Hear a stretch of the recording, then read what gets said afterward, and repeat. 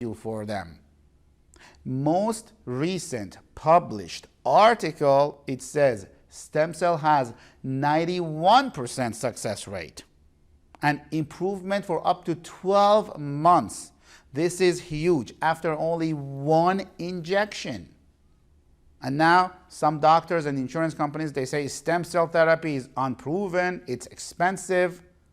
I'll tell you who says and what kind of people they say it's expensive and it's unproven in a minute. But these are the same people, they say other type of natural treatment is unproven because there is no money for pharmaceutical companies or the doctors. I want you to Google cost for back surgery. Every year there is over 500,000 back surgeries, over 500,000 neck surgeries, 720,000 knee replacements. The surgical industry is a billion-dollar industry, and surgeons are the ones who are saying stem cell is unproven and expensive. And they say about everything else but surgery. This is directly from Google.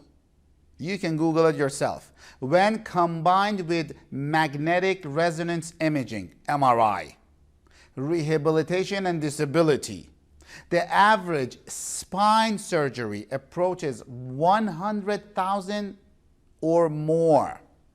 Follow this. The direct costs are astronomical and may reach up to 169,000 for lumbar surgery, which is the low back, and 112,000 for cervical fusion, which is neck. I don't want you to get me wrong. I have many physicians and physicians' family members as our patients. These people, they tell me I will never have anyone cut me for a surgery. Did you hear that? Physicians and physicians' family members tell I will never have anyone cut me for surgery. When a physician doesn't want to be cut, do you really think it is a good idea for you?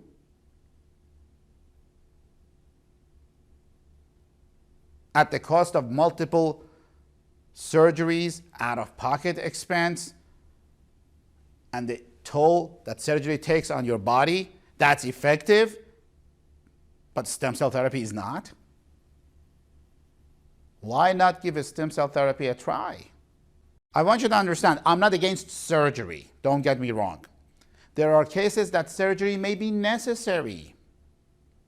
I have a lot of respect for my colleagues, my surgeons that I know, for helping people every day in and out, for putting their lives and work 10, 15-hour days to perform surgeries and change people's lives. However, as I have said before, surgeons are trained when the patient may need surgery, but they need to get trained or retrained when surgery may not be necessary, and stop quickly making a decision for a steroid injection or therapies with a lot of side effects. This is insane. Richard Deo, he's a medical physician at the Oregon Health and Science University. He notes, this is not what I'm saying, this is what he is saying. It is outrageous that the number of patients with the most complex spinal pathology has increased 15-fold during the past 6 years, and mentions one reason for this substantial increase is not the people that have changed.